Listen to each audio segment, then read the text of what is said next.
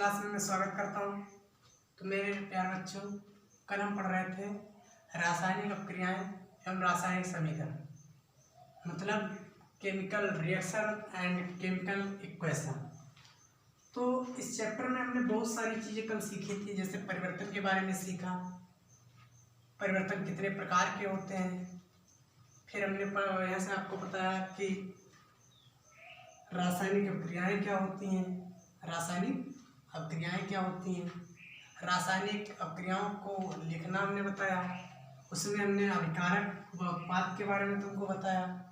तो आज हम चर्चा करेंगे रासायनिक समीकरण को लिखना, मतलब रासायनिक समीकरण को अगर कोई भी केमिकल इक्वेशन दी है तो उसको लिखेंगे कैसे। कल हमने तुमको शब्द समीकरण बनाई थी, उसके बारे में समझाया था कि अभिकारक कौन होते हैं, उत्पाद कौन होते हैं। तो आज इसी प्रकार हम रासायनिक समीकरण लिखेंगे, मतलब प्रतीकों द्वारा और सूत्रों द्वारा जो समीकरण दी जाती है उसी को हम बोलते हैं रासायनिक समीकरण, केमिकल इक्वेशन देते हैं, कहते हैं। तो किसी भी रासायनिक समीकरण को लिखने से पहले हम कुछ पदों को ध्यान रखेंगे और इन पदों को पढ़कर हम रासायनिक समीकरण को क्या करेंगे, बनाएंगे या लिखेंगे। तो पहला हमारा पद है, किसी रासायनिक समीकरण में अभिकारकों के उत्पादों में परिवर्तन को इनके मध्य तीर का चिन्ह लगाकर प्रदर्शित किया जाता है। जैसे कोई मान लो ये अपक्रिया दी है, कल हमने इस अपक्रिया पर चर्चा की थी। मैग्नीशियम को जब वायु के साथ जलाया जाता है, वायु के मिश्रण के साथ, तब मैग्नीशियम ऑक्साइड बनता है। क्या बनता है? मैग्नीशियम ऑक्साइड का सफेद चूर्ण बनता है। क्या बनता है? सफेद चूर्ण। तो हमने कल ऐसे बताया था आपको कि इधर वाला जो भाग होता है यह अभिकारक होता है और इधर वाला भाग क्या होता है? उत्पाद होता है। क्या होता है? उत्पाद। किसी भी रासायनिक अपक्रिया में भाग लेने वाले अणुओं को अभिकारक कहते हैं तथा क्रिया के पश्चात बनने वाले पदार्थ को उत्पाद कहते हैं। तो पहले हम ऐसे चर्चा करेंगे पहले पॉइंट पर, किसी रासायनिक समीकरण में अभिकारकों के उत्पादों में परिवर्तन को इनके मध्य तीर का चिन्ह लगाकर प्रदर्शित करते हैं, मतलब एरो का चिन्ह लगाकर क्या करते हैं? प्रदर्शित करते हैं। ये है अभिकारक और ये क्या है? उत्पाद, रासायनिक समीकरण।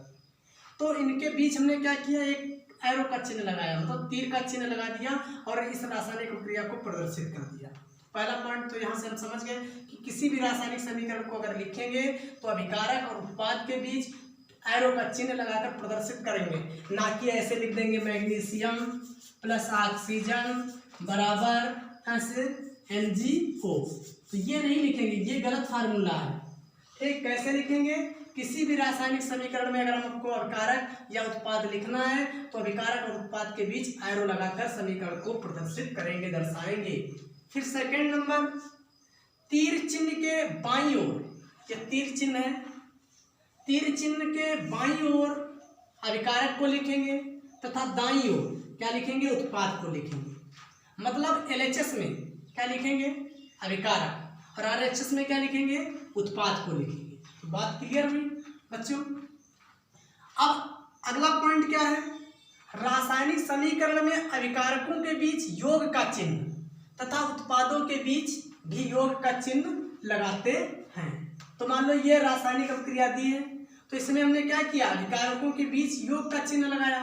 अब उत्पाद यहाँ पर अकेला था तो यहाँ पर तो लगा नहीं सकते, अगर यहाँ पर कोई और उत्पाद होता तो हम योग का चिन्ह लगाकर ऐसे क्या करते हैं? अभिकारकों के बीच ऐसे योग का चिन्ह लगाते हैं तथा उत्पादों के बीच भी योग का चिन्ह लगाते हैं, और इस प्रकार रासायनिक समीकरण को प्रदर्शित करते हैं। समझे? और नेक्स्ट पॉइंट क्या है, अगला पॉइंट क्या है, तीर का सिरा उत्पाद की ओर होता है। मतलब कोई रासायनिक अपक्रिया होती है तो उसमें सदैव जो तीर का सिरा होता है वो उत्पाद की ओर होता है ज्यादातर अपक्रियाओं में, क्योंकि उत्क्रमणीय जो अपक्रियाएं होती हैं जो दोनों दिशाओं में चलती हैं उनमें क्या होता है, पढ़ाएंगे तुमको, एरो क्या होता है? दोनों तरफ होता है, इधर भी डायरेक्शन में होता है और इधर भी होता है। ठीक, अब हम बात करते हैं फिर अगले पॉइंट की, तीर का सिरा उत्पाद की ओर होता है, ये हमने बता दिया। ठीक, और जो प्रदर्शित किसको करता है? किसी भी रासायनिक समीकरण जो है ऐसे इसकी क्रिया को क्या करता है? प्रदर्शित करता है कि रासायनिक अपक्रिया हो रही है। ठीक, तो इसकी मतलब रासायनिक अपक्रिया की दिशा को प्रदर्शित करता है। किसको प्रदर्शित करता है? दिशा को। ठीक, तो यहाँ से क्या करेंगे, जो यहाँ से तीर का निशान है इसका सिरा सदैव किधर होगा? उत्पाद की ओर होगा। अगला पॉइंट क्या है, तीर के दोनों पक्षों में तीर के दोनों पक्षों में तत्वों, जो तत्व हैं दिए गए तत्व, उनमें परमाणुओं की संख्या को क्या करते हैं, बराबर लेते हैं।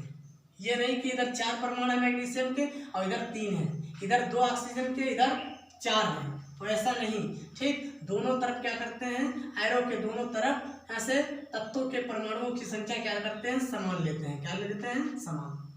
तो हमने बताया कि रासायनिक समीकरण को कैसे लिखा जाता है। तो किसी भी रासायनिक समीकरण को लिखने से पहले निम्न पदों को हम ध्यान में रखकर रासायनिक समीकरण को लिखते हैं। तो किसी रासायनिक समीकरण में अभिकारक और उत्पाद के बीच एरो का चिन्ह लगाते हैं, फिर रासायनिक समीकरण को प्रदर्शित करते हैं। नंबर 2 पॉइंट, तीर के ऐसे बाईं ओर अभिकारक लिखते हैं तथा दाईं ओर किसको लिखते हैं, उत्पाद को लिखते हैं। किसी रासायनिक समीकरण में अभिकारकों के बीच योग का चिन्ह लगाते हैं तथा उत्पाद के बीच भी योग का चिन्ह लगाते हैं। और तीर के चिन्ह का जो सिरा होता है वो सदैव उत्पाद की ओर होता है, जो किसी भी रासायनिक अभिक्रिया की दिशा को क्या करता है, प्रदर्शित करता है, डायरेक्शन को दर्शाता है।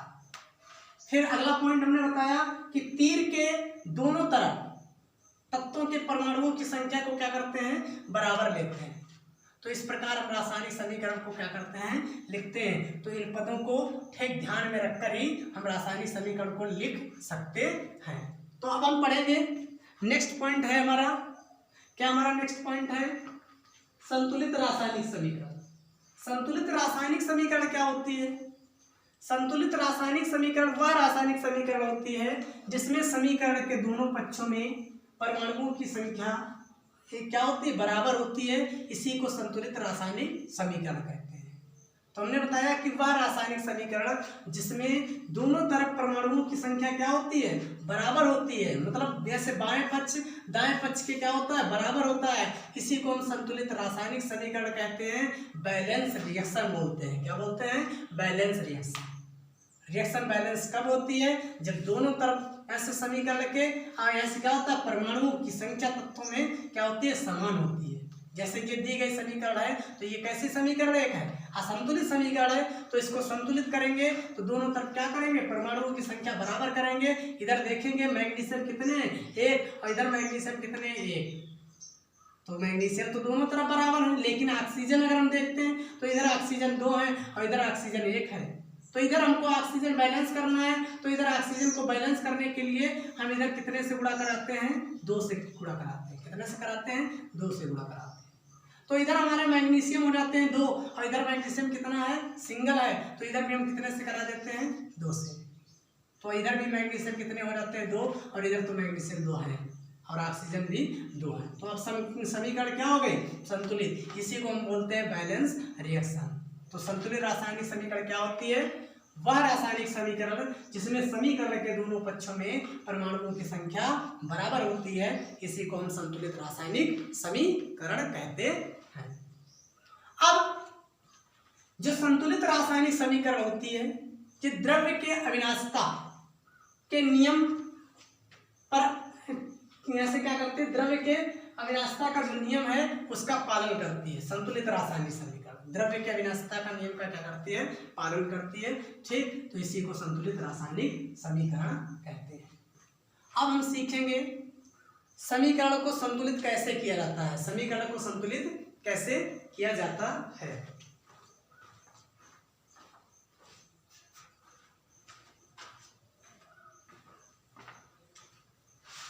संतुलित रासायनिक समीकरण को कैसे किया जाता है, मतलब समीकरण को संतुलित कैसे करेंगे।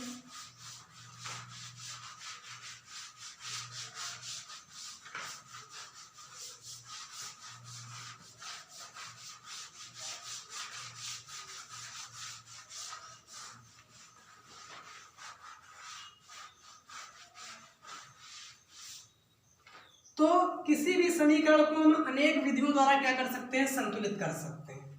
कोई भी रासायनिक समीकरण है तो उसे हम क्या कर सकते हैं, अनेक विधियों द्वारा संतुलित कर सकते हैं। समझे। अब हम समीकरण को क्या करेंगे, केवल हम ऐसे जांच एवं त्रुटि विधि द्वारा इसको संतुलित करेंगे। जैसे मान ले हमारी समीकरण दी है Fe,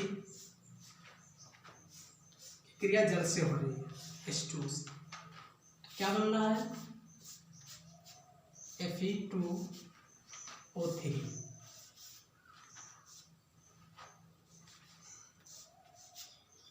ठीक, आयरन ऑक्साइड निकल कर आया हाइड्रोजन। अब इस समीकरण को क्या करना है, हमको संतुलित करना है। अब इस समीकरण को कैसे संतुलित करेंगे, तो स्टेप नंबर 1 क्या है कि जो असंतुलित समीकरण दी गई होगी उसमें सबसे पहले क्या करेंगे, देखेंगे किधर कितने परमाणुओं की संख्या है। तो इधर देखो RHS में, मतलब दाएं पक्ष में आयरन कितने हैं, 2 हैं। क्या है, आयरन 2 है। और इधर आयरन कितने हैं, 1 है। और इधर ऑक्सीजन कितने हैं, 4 है। इधर ऑक्सीजन कितना है, सिंगल है। और इधर हाइड्रोजन 2 है और इधर हाइड्रोजन 2 है। मतलब हाइड्रोजन बैलेंस है, बाकी कुछ बैलेंस नहीं है। तो सबसे पहले हम क्या करते हैं, किसको बैलेंस कर लेते हैं, ऑक्सीजन को बैलेंस करते हैं। किसको बैलेंस करते हैं, ऑक्सीजन को। तो इधर हमारे ऑक्सीजन कितने हैं, 4 है। तो हम क्या करेंगे, जल में 4 से गुणा कराएंगे तो ऑक्सीजन में इधर कितने हो जाएंगे, 4 हो जाएंगे। तो स्टेप नंबर 1, तो हमने क्या किया, Fe plus 4H2O arrow Fe2O4 plus H2 hydrogen gas. अब हमने क्या पाया कि हाइड्रोजन क्या हो गए, बराबर हो गए, नहीं आप जैसे ऑक्सीजन क्या हो गए, बराबर हो गए। इधर कितने ऑक्सीजन, 4, इधर भी ऑक्सीजन कितने हैं, 4। लेकिन अब हाइड्रोजन इधर कितने हो गए, 4 दूना 8 हो गए। और इधर हाइड्रोजन कितने हो गए, 2 हो गए। कितने हो गए, 2। ठीक, तो अब यहाँ से क्या है, हाइड्रोजन नहीं बैलेंस है। तो स्टेप नंबर 3, अब हम क्या करेंगे, हाइड्रोजन को बैलेंस करेंगे। किसको बैलेंस करेंगे, हाइड्रोजन को बैलेंस करेंगे। तो Fe, अब हाइड्रोजन इधर 4 दूना 8 है, तो इधर हम कितने से करा दें, 4 से करा दें, तो इधर हाइड्रोजन बैलेंस हो जाएंगे। ठीक, तो Fe plus 4H2O arrow Fe2O4 plus 8H2। अब इधर हाइड्रोजन कितने हो गए, सॉरी 4H2, 8 हो गए। और इधर भी कितने हैं, 4 दूना 8। तो स्टेप नंबर 3 अब हमारा रह क्या गया बैलेंस करने को, आयरन। Fe इधर कितना है, सिंगल, और इधर कितना है, डबल। तो यहाँ से क्या करें हम, इधर आयरन में 2 से गुणा करा दें, लोहे में 2 से। Fe क्या होता है, लोहा। तो स्टेप नंबर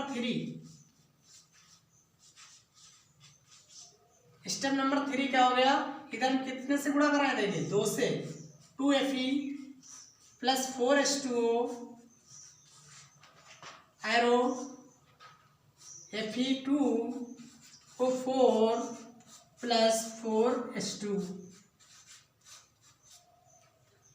अब समीकरण के दोनों तरफ क्या हो गया, परमाणुओं की संख्या क्या हो गई, समान हो गई। समीकरण के दोनों तरफ परमाणुओं की संख्या समान हो गई, अतः दी गई समीकरण क्या हो गई, संतुलित हो गई। क्या हो गई, संतुलित। तो इसी समीकरण को क्या हम कहते हैं, संतुलित रासायनिक समीकरण कहते हैं। क्या कहते हैं, संतुलित रासायनिक समीकरण। तो सबसे पहले क्या करेंगे हम, जो हमारी समीकरण संतुलित हो गई है, ठीक, इसके लिए हम क्या करेंगे, एक इंडेक्स बनाएंगे। उसमें सबसे पहले लिखेंगे तत्व। क्या लिखेंगे, तत्व। फिर क्या लिखेंगे, तत्व कौन कौन से हैं दी गए समीकरण में, आयरन है, लोहा। फिर क्या है, हाइड्रोजन है। फिर क्या है, ऑक्सीजन है। मतलब आयरन है, हाइड्रोजन है और ऑक्सीजन है। स्टेप नंबर 4,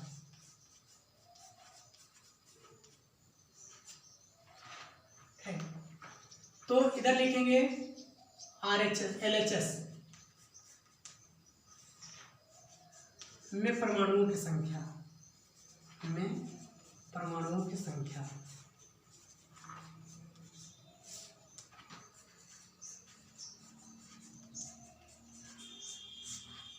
और इधर क्या लिखेंगे, RHS में परमाणुओं की संख्या, राइट हैंड साइड, परमाणु की संख्या।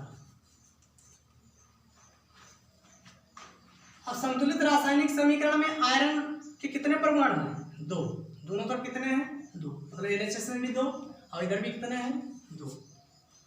हाइड्रोजन की कितनी संख्या है, हाइड्रोजन इधर है 4 दूना 8, उधर भी कितने हैं 8। इधर ऑक्सीजन कितने हैं LHS में, सॉरी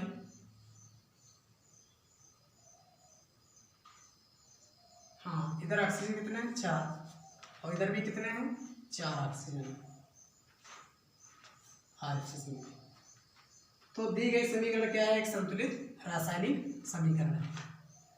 तो इसे हम और अच्छा बनाने के लिए, मतलब इस रासायनिक प्रक्रिया को और अच्छी तरीके से लिखने के लिए क्या करेंगे, दी गई जो समीकरण है उसमें जो तत्व के सूत्र होंगे, क्या तत्व के सूत्र जो होंगे उनकी अवस्था को लिख देंगे।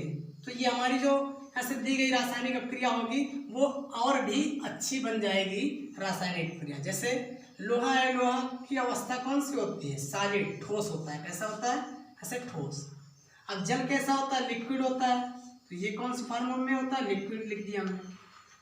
आयरन ऑक्साइड ये कौन से होता है, सॉलिड होता है। कैसा होता है, सॉलिड, तो सॉलिड फॉर्म लिख दी। अब हाइड्रोजन गैस होती है तो इसको गैस चीज से दर्शा दिया।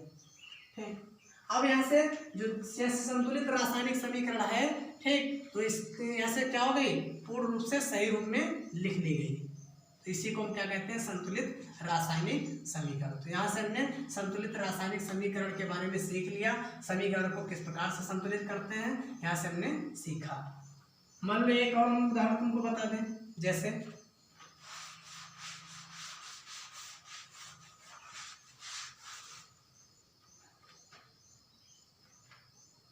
सोडियम कार्बोनेट Na2CO3, इसका नाम क्या होता है, सोडियम कार्बोनेट।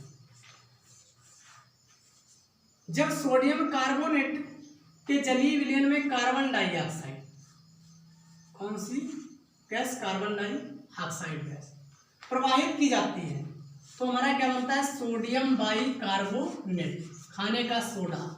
सूत्र क्या होता है, NaHCO3, क्या बोलता है, NaHCO3, खाने का सोडा।